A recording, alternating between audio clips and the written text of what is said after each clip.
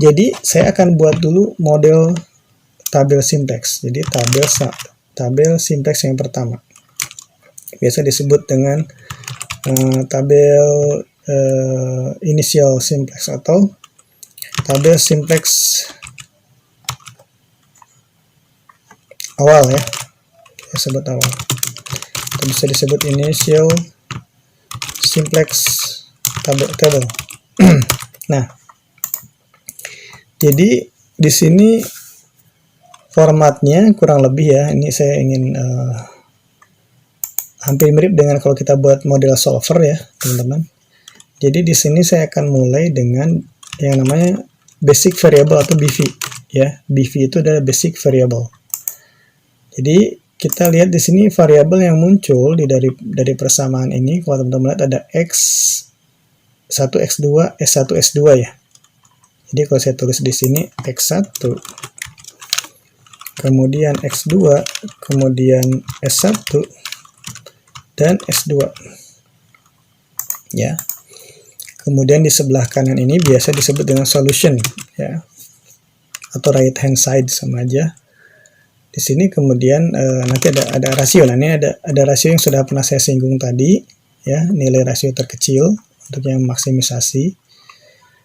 Oke. Ini kemudian saya butuh lagi di sini ada parameternya adalah di sini kita lihat ada CJ, ada ZC ya. Di sini adalah CJ ya, koefisien dari fungsi tujuan ya. Kemudian di sini ada karena di sini nanti kita butuh ini nanti muncul ya, di sini salah satunya di entering value. Nah, di sini ada yang jadi salah satu jadi leaving value, maka di sini saya tulis dulu S1 ya. S1 kemudian S2 ini sebagai initial variabelnya ya di sini. Oke, kemudian di sini kita parameter berikutnya adalah koefisien ya, koefisien dari basic variable ya, basic variable untuk iterasi yang pertama ya. Jadi ini adalah format ya, format untuk tabel initial simplex. Kita kurangkan tadi ada Z ini belum ya, oh ya, ZJ belum. Jadi ZJ saya tambahkan di sini, kemudian nah di sini yang menjadi kriteria adalah CJ kurangi ZC. Jadi saya tulis di sini CJ dikurangi ZC. Oke ya. Oke, sementara ini formatnya. Oke, saya untuk parameter saya kasih warna abu-abu supaya menunjukkan ini tidak diisi ya. Oke, kemudian saya rata tengahkan. Oke, jadi ini adalah formatnya ya. Oke, di sini kita mulai teman-teman. Jadi kita mulai dari memasukkan ya koefisien ya, dan termasuk konstan tadi dalamnya dari persamaan ini. Pertama fungsi tujuan kita masukkan. Dia nilai koefisien fungsi tujuan nih 8 dan 6 ya. 8 dan 6 koefisiennya C nih kita masukkan 8 dan 6. Oke.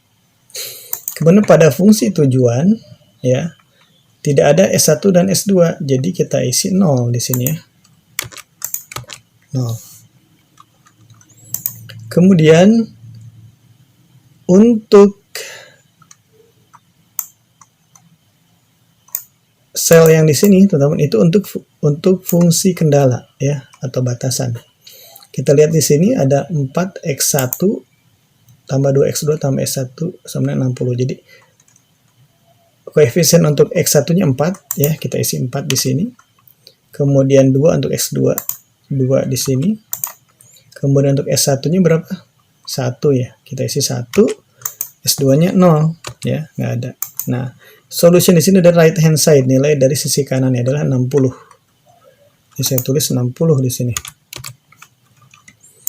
Oke, untuk fungsi kendala yang kedua, ini saya isi berarti 4x1 tambah 2x2. 42161 ya.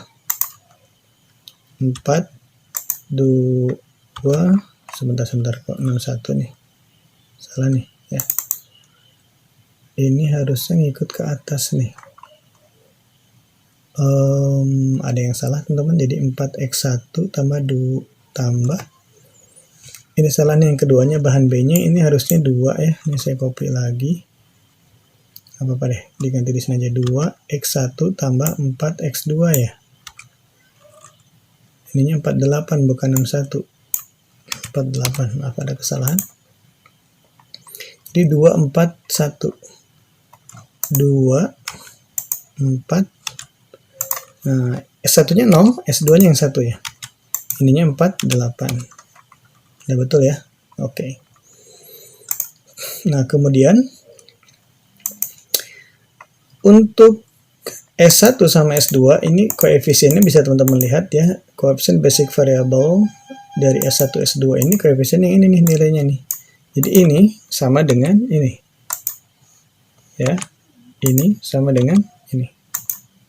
Oke. Oke, ini adalah tabel simplex awal ya, masih belum selesai. Jadi ZJ-nya, ZJ itu untuk nilai Z yang pertama ini, teman-teman ya.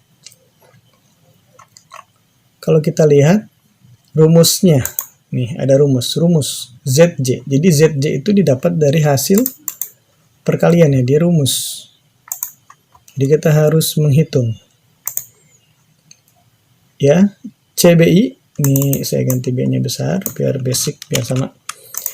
CBI kali AIJ. AIJ itu adalah nilai koefisien yang ada di dalam, atau koefisien dari variabel di dalam fungsi kendala yang dua ini ya. AIJ berarti AI itu menunjukkan ke baris ya, J itu kolom, nomor baris dan kolom. Oke, jadi kalau saya tulis di sini, enaknya pakai Excel, kita bisa langsung menghitung di sini ya. CB-nya oke, jadi CBI yang ini adalah 0 ya. CJ, oke, jadi CBI-nya 0 ya, dikalikan dengan AIJ. AIJ-nya yang ini nih ya, dengan ini. Oke. Oke, ditambahkan dengan, jadi ini saya kasih kurung aja. Kurung ditambahkan dengan ini ya.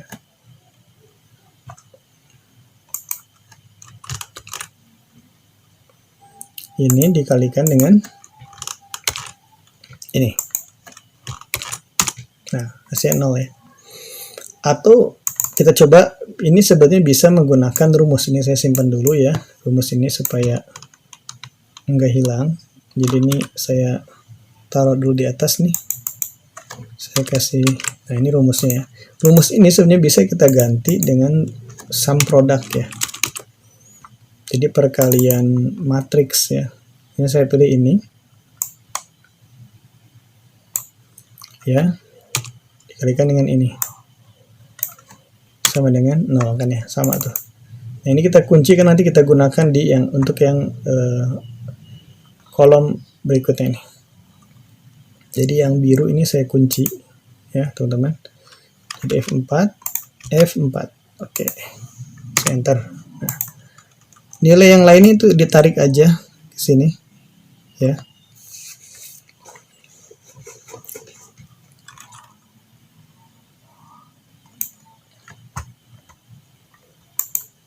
Oke ya. Ini adalah nilai ZC-nya. Oke. Nah, sekarang CJ dikurangi ZJ, berarti tinggal ini dikurangi ini ya. Gitu. Jadi Anda tinggal masukkan ini dikurangi ini. bisa tarik begini. Oke, ya. Oke, untuk sementara ini perhitungan simplex awal udah selesai. Nah, tahapan berikutnya teman-teman ya, ini langkahnya kan tentukan basic visible solution permulaan. Jadi solution permulaannya masih yang ini ya, teman-teman, nilainya nih. Solution yang awal. Nah, tahapan yang kedua kita lihat nih, pilih entering variable. Jadi variabel ini ya, teman-teman, ada yang nanti masuk ke sini nih. Berpindah posisi ya.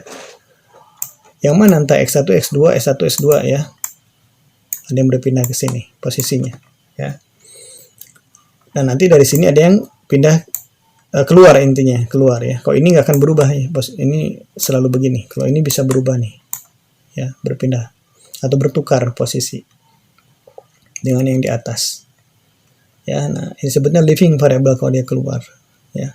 Nah, entering variable itu kriterianya adalah optimality condition. Nah, optimality condition itu apa dasarnya teman-teman? Optimality condition itu dasarnya di sini adalah prinsip optimality ya, optimalitas di mana CJ kurang ZC kurang dari sama dengan 0 ya.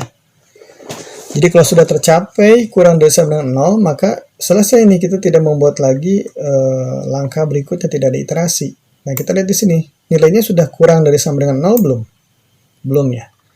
Nilainya masih lebih besar dari sama dengan 0. Nah. Oke. Jadi, kita di dalam metode simplex ini kita harus menentukan dulu entering variable. Nah, dasarnya apa? Dari nilai CJ kurang CZJ yang lebih besar dari sama dengan 0 ini kita pilih nilai yang terbesar, nilai positif terbesar atau nilai non negatif terbesar ya. Jadi di antara 8, 6, 0 ini yang paling besar adalah ini yang positif ya. Kalau ada negatif dia nggak usah lagi udah diabaikan ya, karena itu yang kita cari sebetulnya, nilainya 0 atau negatif. Nah, kalau ada masih ada yang positif seperti ini akan kita pilih menjadi yang terbesar dari dibanding 6, 8 lebih besar kan.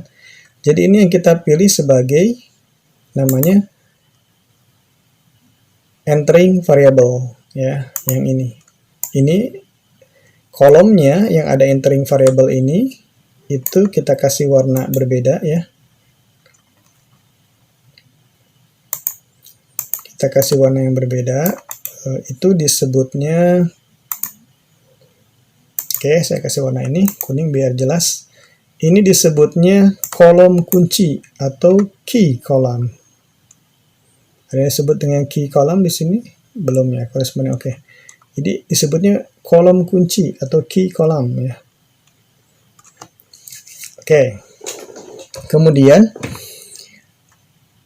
setelah kita dapatkan kolom kunci entering variable X1 ya, maka kita sekarang harus mencari baris kunci ya, atau key row ya, key row. Nah, key row ini caranya bagaimana teman-teman? Kita cari nilai rasio nih, di sana rasio ya. Nah, rasionya didapat dari mana? Nilai solusi yang pertama ini 60 ya, dibagikan dengan nilai koefisien pada kolom kunci yang sudah kita dapatkan nih, kolom kuncinya 4 di situ ya. Jadi dibagi 4. Oke. Enter. Nah, yang bagian bawah 48 ini dibagi dengan 2 ya. Kita tinggal tarik saja, ketemulah nilai 24 ya. Nah, kriteria kita di dalam menetapkan kolom yang mana nih? Kolom yang ini kah ya, atau kolom yang ini yang menjadi kolom kunci ya? Dasarnya adalah bahwa nilai rasionya itu ya, untuk model maksimisasi ya, nilai rasionya adalah yang terkecil ya, terkecil nih. Jadi dibanding 24, 15 lebih kecil. Kalau nanti ada yang negatif gimana? Abaikan negatif ya, atau tak hingga misalnya. Jadi nilai positif terkecil itulah yang dipilih ya, untuk menentukan baris kunci atau key row. Jadi ini yang kita pilih ya teman-teman. Nah, inilah yang kita pilih ya. Kita kasih warna kuning. Oke ya. Jadi ini tahapan yang pertama.